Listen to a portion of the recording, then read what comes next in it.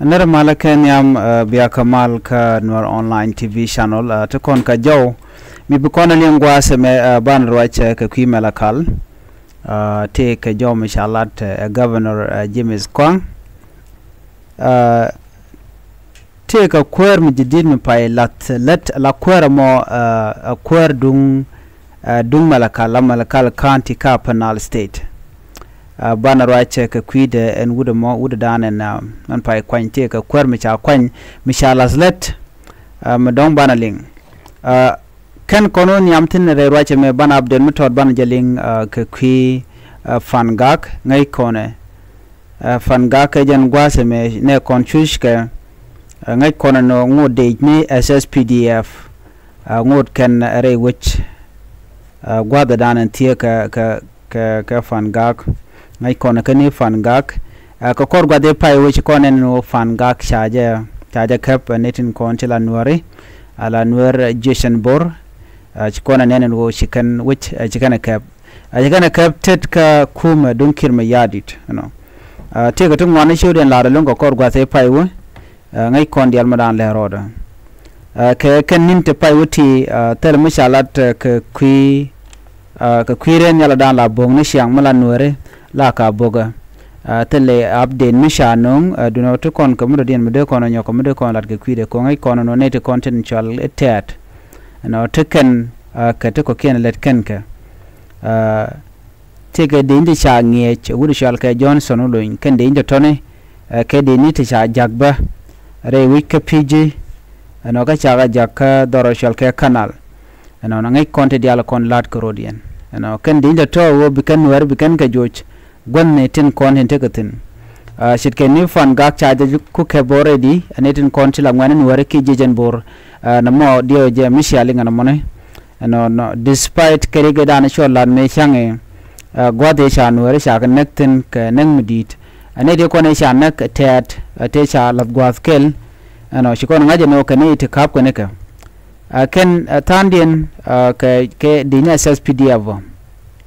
ko ngayen no nene kandina ko la nanga korten wetikaten nor kon tape tiken kan ngach by the way la jana nga dong tele digital pun mude ro ke she more ke je kuji gwada dana nangiten bo per ko ci chop wankur ano jen dana to ko nono kuji mandan le rode tandi ni ke de ni nuare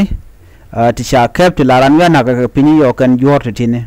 chit ka bishop ka gwelek no ka kende ni konti la SSPDF mi cha jo ngaje no jinwar no la ja kap ka ba jinda ka ken ka cha bangach chang ba ran ji jor ba dere jibar ko kan de ni nuar kan kana kon ngach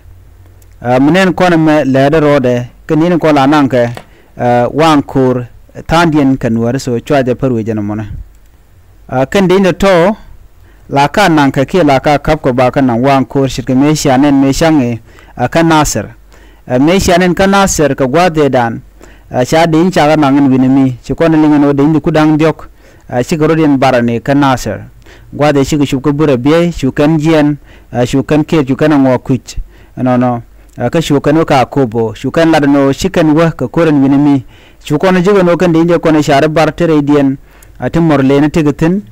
tin war tigatin ka de jang tigatin me ci kon linga ka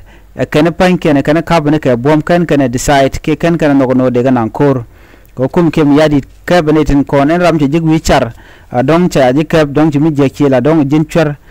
to ka disha la kan ka recruit kan dialati amilet kid mi yadi de ni changano mo nan ka mena gad tiene ajen ku kon non ko ne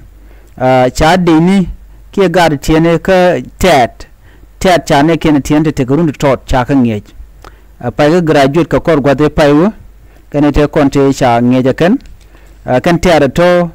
cha kan ngej wude shal kame Johnson ulun ko jala kan la de mon tele de dodien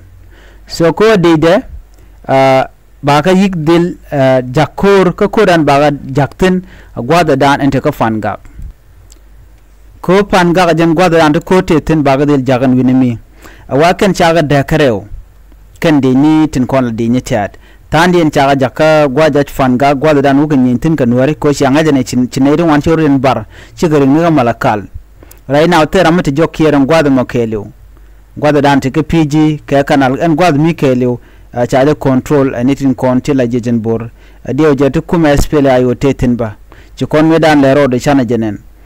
kan ka nyog menanga ke tetka kuma SPLA ayo kene jejen bor so ko mo ngoda tetin mata mo kan ro da kapchong seng mi shale ngono shika obok ka panye jar no chwa guje no dong ci ko ro da kapchong kan ko ka ro da kapchong kule la wele kan re nyal to bugo nwaro boka unity state bugo nwaro boka fanga no bugo nyogo bo ka panal u kan gorno bugo nwaro bikin kan ga mi so na me mongoten so tala maliaten kwana ben kam le ro dan tama pin kuma ka marwai ka wuda shal ka me kwang shora le ramdan la governor ka jo mu kan la ka media ke ga social media kanete karame pai kana kwan ramamo commissioner dung Malakal County ka Penal State widishal ke Michael Otobol aram pai kwanya tema ka cha kwan ko jen be mat be jenung ba mal be jenung ka be development be jenung re wich ka Malakal kwan ga je ka chanja ndangaro du dok no ka pai bakar won kin dangaro jen dangaro du diech allo e wale na me mila rode ka jomu cha kulu kwen gwaseme wajen cha je laslet governor Jimit Kwang Shorale jaram dana chin me shelat ka do badan chikan gwi je wude me ba mal be jenung ke ba mat be jenung no man bi angai gwata me pela ran SPLA yo mi cha kwany wude cha kwany shi ran SPLA yo dune ran party kemen chalke OPP ala shale other political parties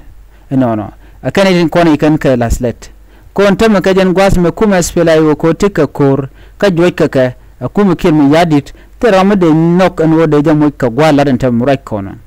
cha position di artame within the country cha ka look cha lugo no bi kuma SPLA yo bi kante ka position eten cha ga joy ka jongle cha bona dana ka jongle cha je tup ajem right ka je doctor ga ko kantame no cha Malakal cha nyo mutup ka je cha kam kon shorale chiran SPLA yo te ga bonda dien bon kirme yadit jaram dan la governor antama an position cha la nyogo tumnu me Malakal County ala commissioner wude me bone chiran kirmi yadid badaran other political parties symbol parties chika party la ken woke party go de ngaje non e party ke main parties party into the main party men dinijan party SPLA go ko de SPLA go te kor kana kanware ka joy kene kena la kuma SPLA go ko kende koranta maka panal so tera mu de kwangaka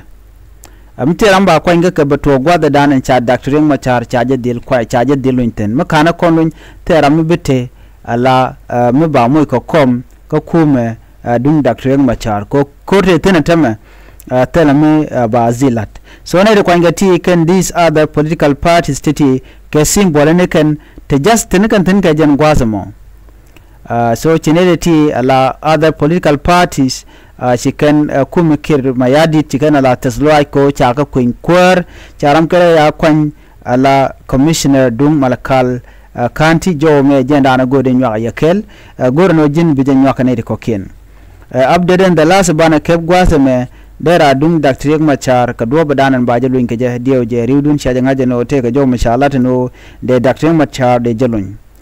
take a demand chala dio je chikona repeat long ka gotungwan no reg Machar baje dilu nyala tok do no jen tin gore makan ga kon las let chaje bokwan chaje bulun okay ko jen demand nya mache demand ajene nana ajeni edida mikin dan waro wala kin waro 12,000 armies ka SPLA yo kanun kare wiki juba anyok demand mara diana ajeni GUN peacekeeping force chop ka 4,000 kanun kare wiki juba bagalas ka unimis bigana bukan ga gang kai DP camp anyok mara diana nyok lat gwasame ajeni nana ajeni ede dung Uganda People Defense Force ka woy kare wiki juba ka so Sudan ka jien ka nanga dorien ka Uganda titi ka dichalat ji Africa Union kan ji IGAD la net county dear long kata dana de kum sos danda te malkaja jo me jandana gore de nywaga yakel murai kona tema ramadan to kwarka ala acting president right now as we are talking e wuri shalka me bol mel re wike juba ajaram dan to yikwa mete moriyo grode naga nwermo biadil ngaje no bol mel ajaram dan te keteten menumi kem yadi te nyoko lunjok ani biate kamal ban jogala radian chuje pro jeno jin abin nyogane ko ken ani biate kamal babay